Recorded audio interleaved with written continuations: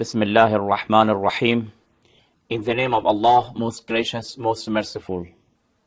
We were saying that about the human rights from the Islamic point of view, Allah subhanahu wa ta'ala, because He is the creator of mankind, He is the owner of this world and this universe. Therefore, He has the authority to grant rights, to appoint specific rights for the people. Therefore, the origin and the source of all human rights is Allah the Almighty. And the logic behind it is that He has the ownership. When He is the owner, He can use the world as He wills. If I want to give an example, when we are talking about the right to life, I have a right to live. Then we will ask that if I were not created, did I have this right? Of course not.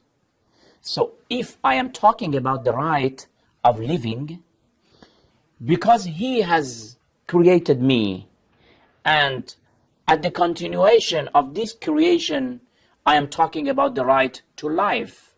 When we talk about the right to have a shelter, if I were, for example, a tree, a stone, did I talk about the right to have a shelter? I were not a human being in that case. Now I am one of the creatures. And among all these creatures, Allah has bestowed me this favor to be from among the human being. And after that, I am talking about the right to have a shelter, to eat, to drink. Therefore, all these rights that we are talking they are originating from Allah subhanahu wa ta'ala, not from the social contract, not from the nature. The point that here we should notice is that if Allah subhanahu wa ta'ala is granting us specific rights, or He doesn't give us specific rights, they are not just by accident. They are based on wisdom. They are based on our welfare. Because we believe that Allah subhanahu wa ta'ala is all-wise. When Allah subhanahu wa ta'ala is all-wise, whatever He is doing is wise. And nothing is being granted to us or taken from us unless there is a wisdom behind it. This is as we believe, as a believer. Of course, we are talking to our dear brothers and sisters who are already believers. If a person says that I don't believe in Creator or in religion of Islam, then we should discuss other matters before to discuss the human rights. Before anything, we should discuss with him that we must believe that this universe, it is a phenomenon, it is an effect, and any effect needs a cause.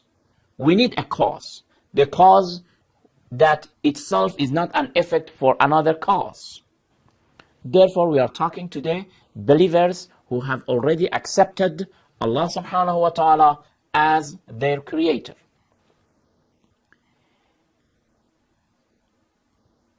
For example, Allah subhanahu wa ta'ala has given this right to the oppressed to take revenge of the oppressor. This is a right. Any person who is being oppressed by an oppressor, Allah has given this right to him to stand against oppressor and to take his rights. At the same time, Allah subhanahu wa ta'ala has not given any right to the oppressor to oppress others. So you see that in one side, Allah deprive a person from a right, oppression. And in another side, Allah is granting a right to a person, the oppressed, to take his rights and to take revenge. Therefore, behind all these rights, there is a wisdom. Another issue is that In Islam, we have two sides of the coin. One side of the coin is rights. Another side of the coin is responsibility. These two are always together. Whenever we are talking about the rights, at the same time we must talk about responsibilities. For example, when we say that I have some rights upon my neighbor, it means that my neighbor has some responsibilities towards me.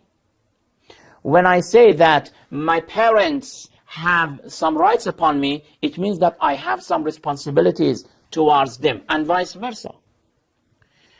About the leader and the nation, about two neighbors, about two friends, about within a family, two brothers, etc., etc. When we are talking about the rights of a specific person upon another one, at the same time we are talking about rights and responsibilities. But the main question is that which of them is given priority by Islam? The rights are more important or the responsibilities? From the Islamic point of view, responsibilities are much more important than rights. Why? Because for rights, naturally, this is the nature of human being, to go for it, to attract his rights. Usually, we always try to get our rights, but we neglect about our responsibilities. This is why that in Islam, it is emphasized that we have to pay attention to the responsibilities that we have regarding our neighbor, our parents, our relatives, our society, our countrymen. Always, Islam is saying that your behavior towards your colleagues, your neighbors must be so and so. You are responsible for them. It means that they have rights upon you. And this is not except for the issue of training and for guiding the human being. In fact, the approach of Islam is a training approach. Islam is trying to train human being in a way that instead of thinking that what rights do I have, he should ask himself what responsibilities do I have.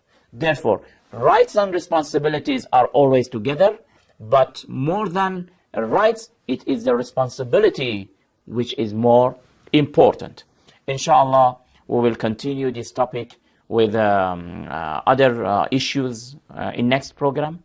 Until then, thank you very much. Wassalamu alaikum wa rahmatullahi wa barakatuh.